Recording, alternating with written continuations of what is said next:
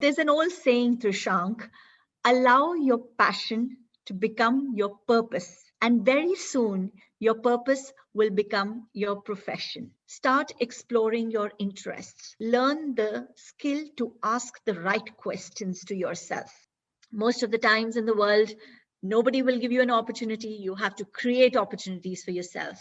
And all this comes in schooling, in high schooling, in college, in post graduation. You don't know when the turning point is. It is a special day for us today. We have accomplished quite a few things since we started, and I want to take this quick moment to celebrate. We are today reaching our 15th podcast, and with that, we have also reached 500 subscribers. It's been quite a journey, and I want to thank each and every one of you for joining and supporting. Thought of doing something different today. So, here is a podcast with a career counselor where we talk anything and everything about careers. We try to answer all the common career related questions that are in your mind. I will let my guest Sapna Chandrani introduce herself today. But before we get started, keep supporting us, hit that subscribe button, press the bell icon because we have a long way to go together. You are listening to The Career Show, a podcast that helps you find the right career and inspires you to follow your passion. My name is Trishank Hansrajani, and I'm a student seeking answers to career-based questions that we all have. I'm here to sit down with career specialists and talk to them about the lessons learned during the journey of their career. Hi Sapna, it's such an honor to have you on the platform. So happy that you're here to talk to our followers. Thank you so much for being on the show. Thank you so much, Trishank, for having me here. It's a complete delight to be a part of this show. I've been following your podcast series since quite some time. In fact, since its inception. So I'm so happy to be here. Thank you so much for having me in. As I said in my introduction, you're a career counselor, but do you want to start off by telling us who you are, what you do, and basically give us an introduction of yourself? Sapna Chandrani is my name. Before I introduce myself professionally, I would like to introduce myself as a mother of 17-year-old son. I do this most of the times, Trishank, because I feel whatever you are personally reflects professionally, and especially in this time of age where you have a bigger role to play. It's not your position that comes first, it's you as a person that comes first. And I must tell a little story about myself, that why and how did I get into counseling. My child, when he was in his early years, had stammering issues and he was not able to speak properly. And I was very worried about it. So I said to myself that what is it that I can do as a mother? So I started exploring. I wanted to be a counselor. I was 31 years old at that point of time. And then I realized that what a mother can do, no one can do. No one can do that. So I just took up counseling. I understood that I will have a better insight. And for the first 3 or 4 years, I sat with my child. I gave him that time of the day where he needed attention. And we both overcame that. And when he was in year 6, he won the elocution competition. So that's my success story as a parent, as an educator, as a counselor. So I always felt that if you learn certain techniques and if you qualify yourself for a bigger purpose in life, you will be able to make a lot of change. So that's how I came into counseling. I got this eureka moment and I said, yes, it's a new beginning. And then I started my journey as a counselor. Very soon, I got into academics as well. So, as a head of secondary and the career guidance counselor of a British curriculum in the at the Bice Scholars, I really feel privileged to be an educator. So, that's my introduction. Thank you so much for inviting me for your podcast. Thank you so much, Trishank. That is a great introduction. Introducing empathy into your introduction. That's something I've heard for the first time. So I think you had a really unique start. So I think that is amazing. And today is a very special episode for me because I'm reaching my 15th episode. So it's an honor to have you for that 15th episode because I wanted to see what career counselors have to say out there to my viewers because I'm learning on this journey as well. So such an honor to have you. With that being said, the reason I asked to introduce yourself because in the world of choosing your career or finding your right career path, I think it's super important to be able to introduce yourself. So, how important do you think is for this generation to learn how to introduce themselves? To be very honest, Trishank, students have the skill to introduce themselves because they don't have much to offer, but what they have is so unique and so beautiful. We call it confidence. So I think the most important thing to introduce yourself is to have that kind of confidence in you. And I've always believed confidence comes with knowledge and practice. So the more exposed you are with webinars like this, or talking to people, networking, even having just parties or friends or socializing, I think there's so many opportunities for our students today that they have learned the skill so well. But personally, if you ask me, I feel it is important to be simple, to be grounded, to be cordial, um, to make sure that there is no sense of arrogance when you're introducing yourself, because you're not talking about beautiful things what you have achieved or want to achieve, but just be yourself. I think humility plays a big role over there. So just be simple. That's all I feel is important to introduce yourself. You mentioned a lot of soft skills. I heard networking, empathy, and a lot of other soft skills. How important, according to you, are these soft skills throughout your career journey? Okay, so all these skills shapes your personality, Trishank. Everything what we do, our attitudes. See, you can teach me content, you can acquire skills. What you can't is your attitude. And these values and these core values that we talk about always, or the soft skills, or whatever you might say, has a lot to do with your personality in making in those formative years of your life. So the most important thing for me is when students interact with each other, with people around them, the kind of influencers they have, the kind of role models they look up to, all those things, they absorb a lot. They are just a reflection of their own surroundings. So I think these soft skills just make you the person you are. And one of the most complex tasks, I'm sure you'll agree, is people management today. So if you have these soft skills, and I think then we prepare them for the real world, and that's what our vision is. So coming back to your question, very, very important soft skills. I completely agree with you. People management is 100% one of the most important skill as everyone goes up their career. But Correct. you spoke about role models, and I wanted to quickly touch on that. Students these days have their role models changing so frequently. What are your thoughts on that? How early should a student choose their role model, if I can say so? Should there be a process in selecting their role model? What is your thoughts on this entire role model thing? See, it starts very early, Trishank. It's a subconscious, at your subconscious level. When you're very young, you start idolizing. You start looking up to people. You have influencers at home, your parents. You start with your parents, your guardians, your neighbors, your peers, your friends, your teachers. There's so many people around you who influence you in some way or the other. And in life, nothing is constant. It's evolving and changing. So I completely relate and understand with students when their role models keep changing. There is no fixed role model for anyone. This is how I look at it. It's the qualities. It's not you as a person will be a role model. It's what you offer as a person, or what qualities you bring on, how you influence people. That attribute of yours can be uh, looked up to by these students or by youngsters, and then they call you as role models. So even if it's a celebrity, a page 3 celebrity, a Shah Rukh Khan, or a Bollywood or a Hollywood star, it's not them in person. What the charm they bring into their marketing tactics or whatever, it's a skill which you want to imbibe and embrace, is what they look up to. So there's no fixed role model in life. It's the qualities basically. Interesting that you brought up qualities because the reason I asked role models is because I personally feel that role models is one of the steps to finding your career passion.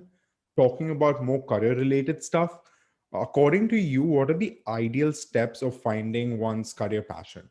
There's an old saying, Trishank, Allow your passion to become your purpose. And very soon, your purpose will become your profession. On that note, it's extremely important first to understand your abilities, your preferences. And in order to do that, you have to go through a process called self realization. And unless and until you do not understand yourself, which it takes years together. I'm 45 years old now. I started my professional journey when I was 19. So if you ask me this question today, that have you discovered yourself, I would say no, absolutely not.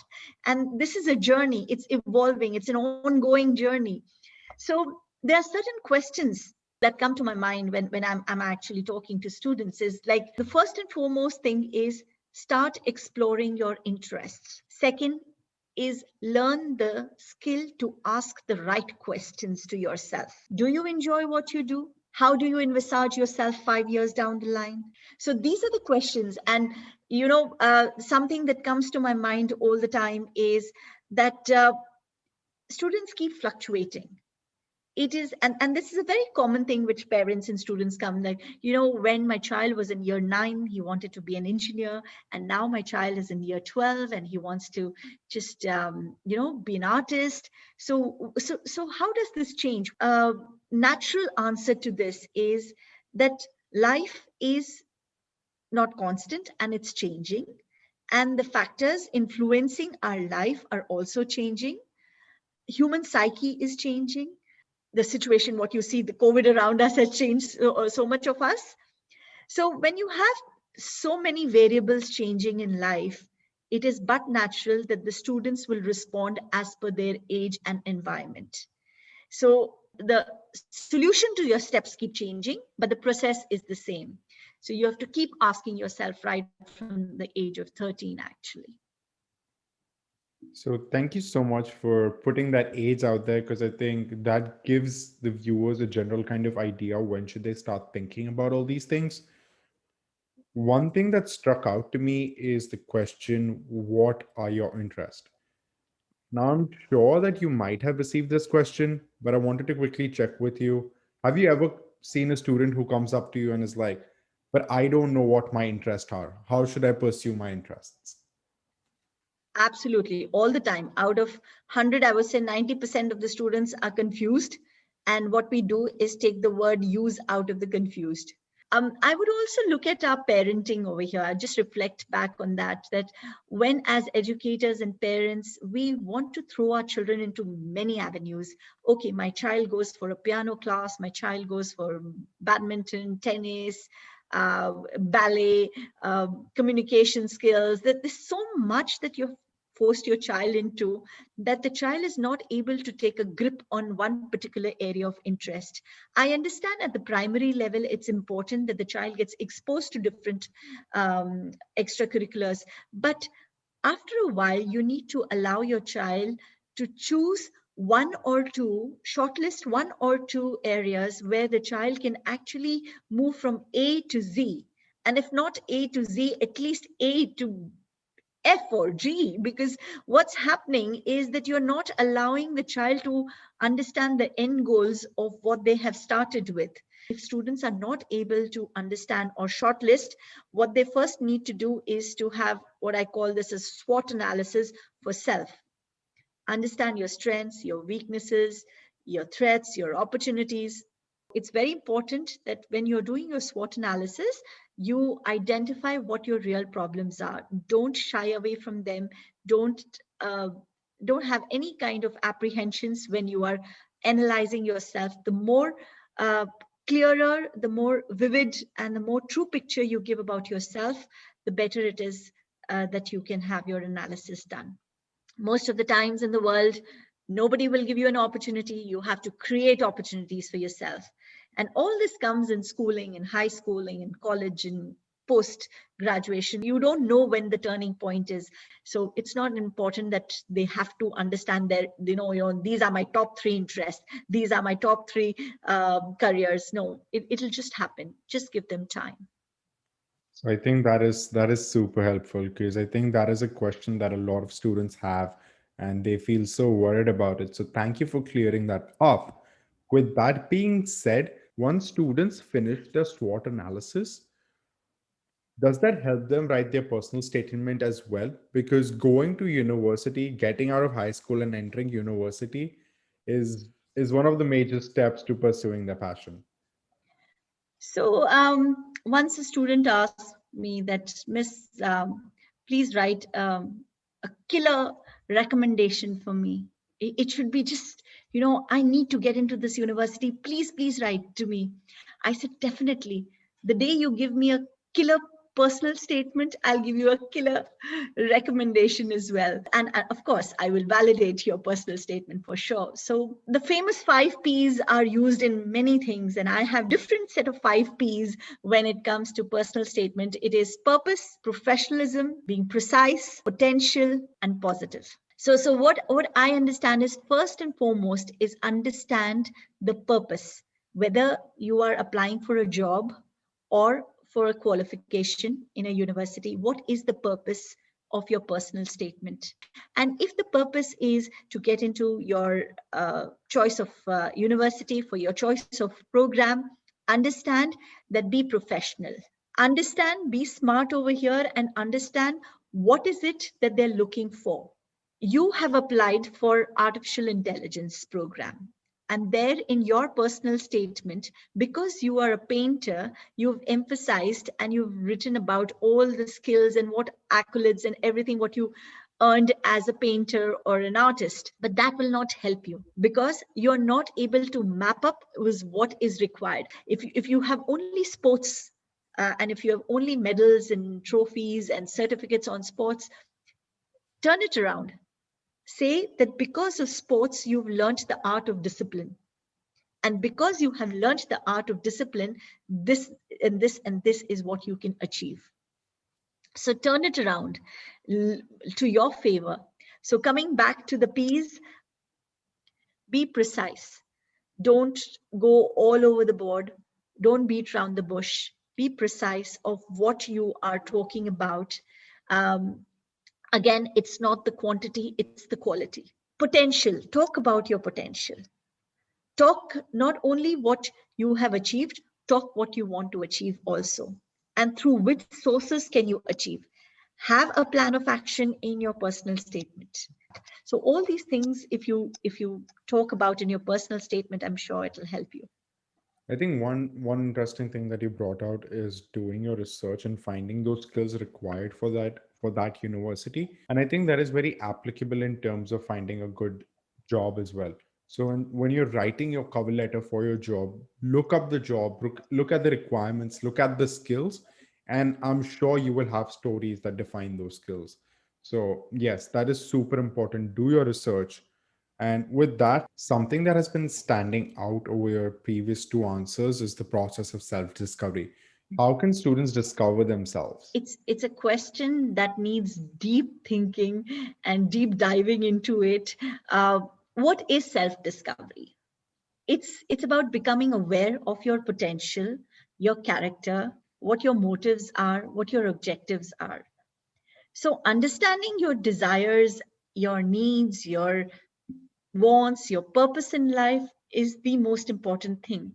And again, I will go back to saying that uh, it'll keep changing, but it'll keep improvising, because what you add is experience as you surpass that particular juncture of your life. Your SWOT, your first SWOT, which was done when you were 13 and 14, and now you're 21. So your SWOT has changed. Your strengths must have increased, or your weaknesses must have increased. But one thing for sure has increased is your threats, because the world is getting complex. Your everything is getting too tighter and too competitive. So you're finding your own self pathway, and in that discovery, I wouldn't say that just follow your heart, because I don't believe in that. I many people say that no, you should just do what you enjoy completely. No, you should do what you enjoy. I started with that quote of being passionate about it, but no, be a little wise. Look at the scope and sequence. Be critical about you as the age goes further. Understand your journey. Weigh pros and cons. You can't live on love and fresh air. You need something lucrative. You need a goal. You need, even if I have students who come and tell me that I want to make good money, I said, good. That's right. I mean, you need to have such ambitious goals. Only thing what we go wrong at times is we become too over ambitious. So that's a thin line which will take some time for students. But honestly speaking, self discovery is such a process, such a complex process, and only thing that makes it easy is time and patience.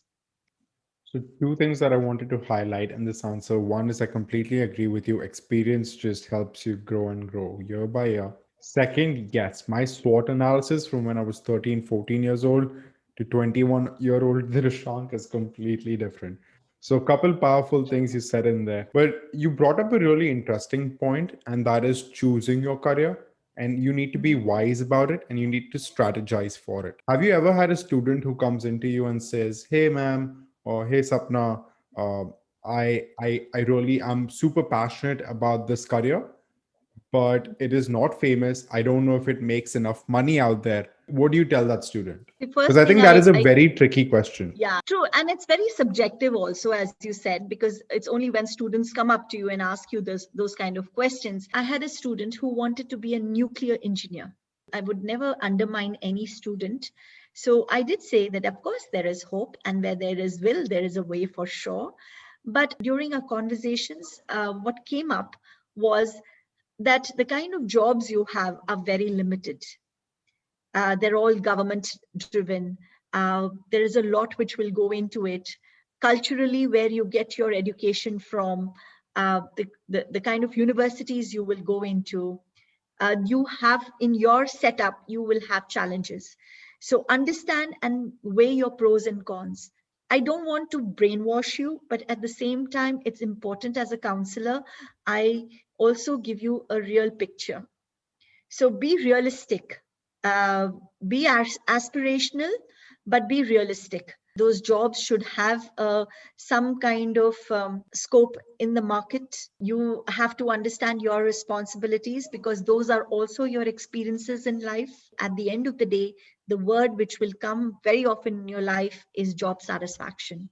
And trust me, money plays a big role with job satisfaction. You're having good compensation gives you a high at a particular age and particular juncture of your life. And then when you get those funds, then you can channelize it with your interests and do different things. So it has to be lucrative. It has to be real. Bottom line. Yeah, I think that summarizes that entire sector of finding a passion that is also lucrative. Because I think the steps to that, like you mentioned, are be realistic, do your research, and always give it your all if you're going to end up pursuing it. So Absolutely. I think that summarizes that part of the podcast. With that being said, that once a student ends up finding his passion, you've been talking a lot about networking. So, how important is it that a student goes out of his way, find people in that industry that he or she is passionate about, and then talk to them and understand the real meaning of it? See, I always tell my students that when you are pursuing your passion and which eventually has to become your career, if that is what your approach is, then it's very important that you look at things with a bigger picture. And today, in the competitive world that you are in, networking is just the way to move forward. If I want to get into film industry, or if I want to get into biotechnology, or want to be a research scientist, anywhere, I need that first kick and the key to open to my dreams. Then I will definitely work hard and smart and do everything later. But how do I start? I start with some kind of support, some kind of network. I know four, then I know 40, and then I know 400. Out of the 400, there would be somebody who would be able to either help me, support me, guide me, or get me what I want. So it's again a smart move. There is no way without networking, I would say, in today's world, because the competition is very high. and somewhere you need to make a breakthrough, and for your own reflection also. Unless and until you don't benchmark it with the crowd you want to get into, you would never know where you stand. So even for your reflective practices, you need to understand what's happening in the market. Do you, because if you are, you can't live in silo, right? You can't operate alone and be in an isolated land. So it's very important that you network and understand your credibility in the market, whether you've done something right or whether you are doing something right. We all need reassurances in life. So networking gives you a lot of reassurance that you're on a right track. The reason I asked you that question is because I personally emphasize networking a lot via my podcast, via my network as well. And the reason I say that is because where I am today, the reason I'm doing this podcast is only possible because of my network. And I want to take this opportunity to thank every single person who has come onto this podcast, including you. Thank every single person who has supported me. Because, like you said, that reassurance from your network is so important. And not only the reassurance, I think it's also the fact that you learn so much from them, right? And it's not only from people who are more experienced than you. Yes, they are definitely the people who become your mentors, but just networking with people younger than you, networking with people the same age as you, and networking with people older than you. I think you should be networking with all three generations because everyone has a different point of view and you learn so much from each and every single one of them. So, yes, with that being said, I completely agree with you. And just a huge, huge, huge emphasis on networking with all three generations. And I'm sure you agree with that. 100%, I agree with you. It's just the way forward. So, as we conclude the networking topic, it's been an amazing podcast till now.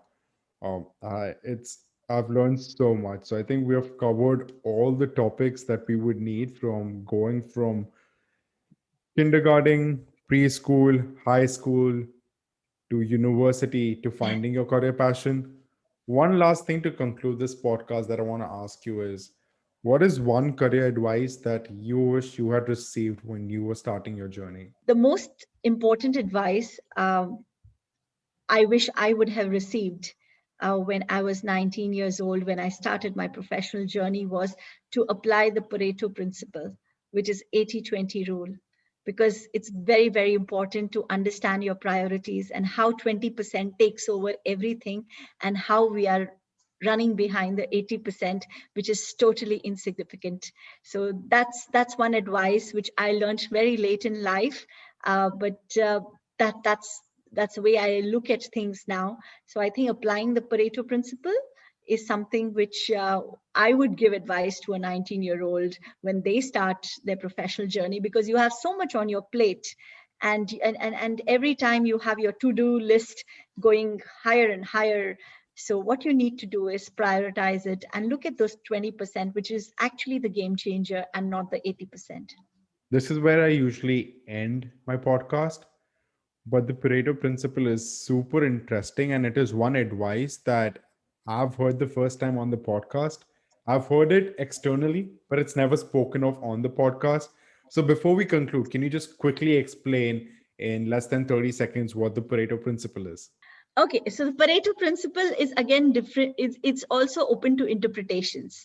So for me, Pareto principle is 20% you take back, or the rule of 80-20, you take 20 and you lead your lives and you take the best out of 20 and leave the 80% either on your to-do list to the very bottom of it, because it's the 20 which is significant, and that takes up your time. Because once at the end of the day, when you look at your day and you see it's only the 20% what you did was significant. What you did for 80% was not significant at all.